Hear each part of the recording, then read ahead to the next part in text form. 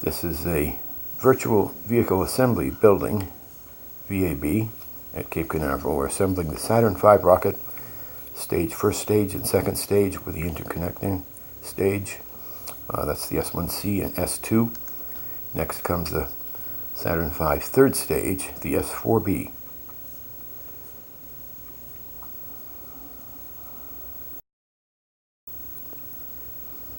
And that is, next is the LEM descent stage and the ascent stage.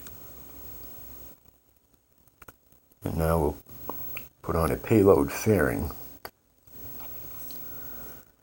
and insert the Apollo service module, and on top of that, the command module. And last is the launch escape tower.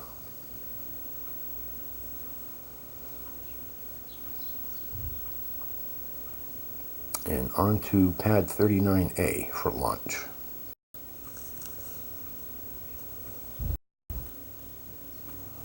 T-minus 20 seconds. All systems nominal.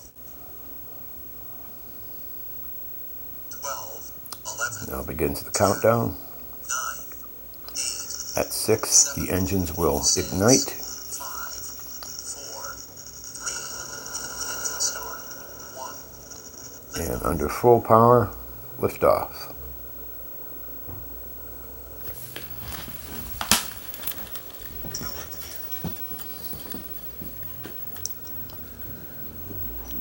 This is the Apollo 13 recreation mission.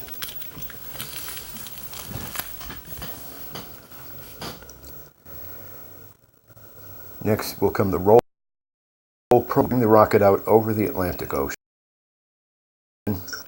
and set its attitude for an insertion into low Earth orbit.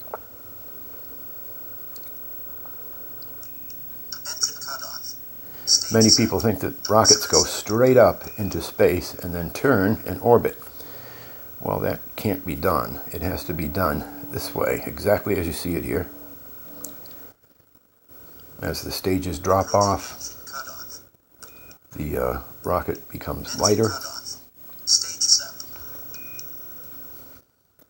and with enough speed, below escape velocity, the spacecraft will begin a circular, stable orbit around Earth.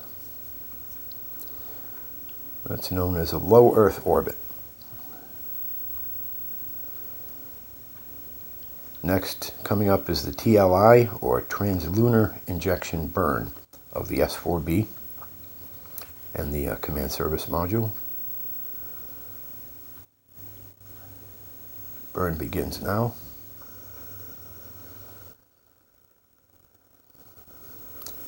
And ends. This is a TDE, transposition, docking, and extraction of the LEM. It's 180 degree transposition maneuver. It's very, very tricky in space when you're trying to dock with another spacecraft. There's LEM extraction.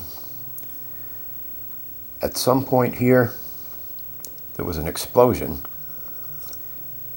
in the service module. Power had to be transferred to the LEM. The service module and command module were entirely electrically dead. Now the LEM is going to be used, the LEM descent stage engine is going to be used to slow the spacecraft so that it doesn't shoot out beyond the moon. It'll slow the velocity enough to put it into a circularized lunar orbit and use the moon's gravitation as a slingshot effect and bring it back around in a free return trajectory to Earth. Free return is the spacecraft have enough velocity to loop around the moon, but not continue in orbit around the moon. Instead, it will be flung off toward the Earth, literally flung. All spacecraft, they don't only travel, say, to the moon. They're actually falling to the moon after escaping Earth's gravitational influence. Usually, spacecraft headed to the moon will connect the moon's sphere of influence, it's called. That's a sphere of gravitational influence on an object. And the spacecraft begins to fall toward the moon. Orbits, landings, things like that, or in this case a free return trajectory, are all controlled by the spacecraft's velocity.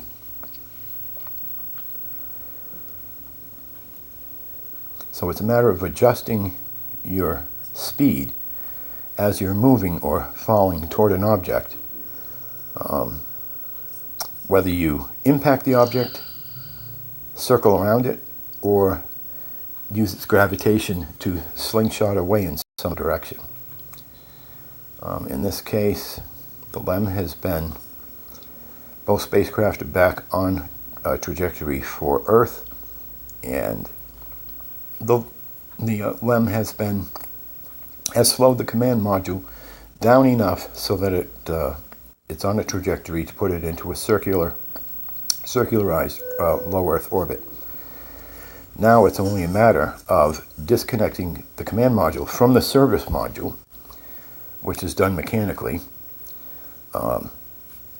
and allowing the command module to float away. They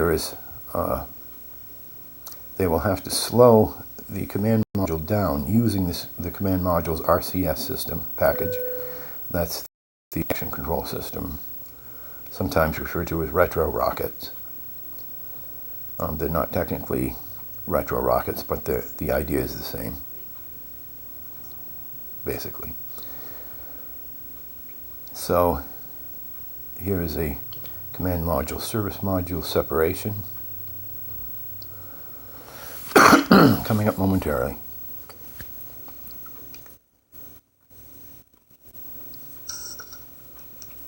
Module SEP.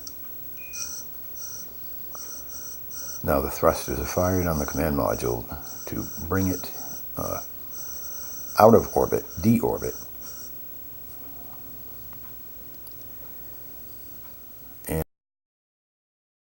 And attitude will be adjusted so that the heat shield is facing toward the atmosphere.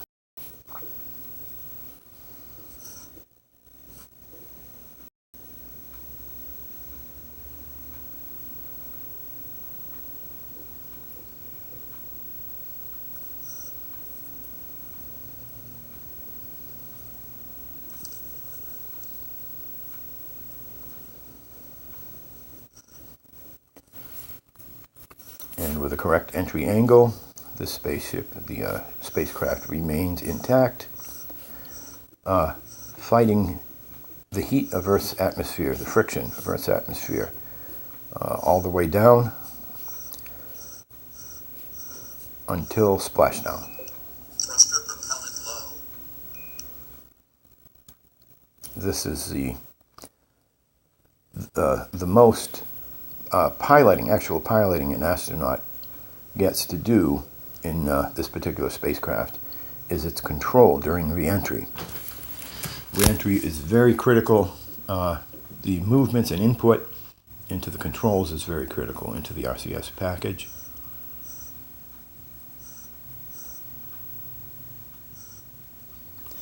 And at some point the atmosphere slows the spacecraft enough so that friction and heat from friction are not any longer a factor. And that's right about here. The astronaut to parachute, the command module pilot. Parachute deployed.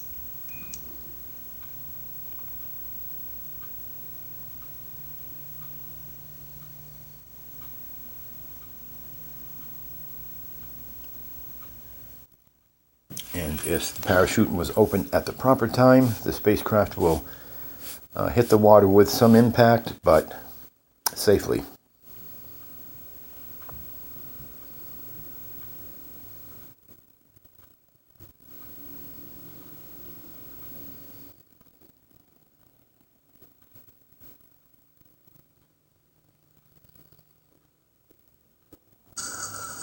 and splashdown.